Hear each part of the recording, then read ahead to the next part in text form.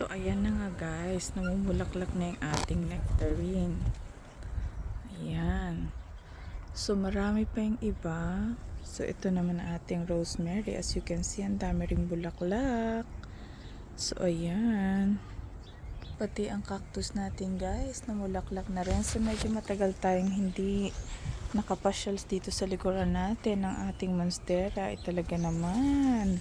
Ang lalaki ng dahon. As you can see, ayan. Ayan sila. Pati itong plum natin guys dito sa gilid. Ayan, namulaklak na rin. So, ayan siya guys. Ayan. Diba? Apakaraming bulaklak. So, matagal nating hindi nabisita tong ating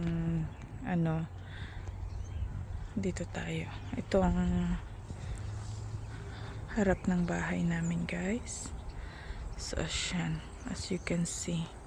Ganda ng weather ngayon. Ayan. So, ayan ang ating kapaligiran. Ayan guys. Ayan.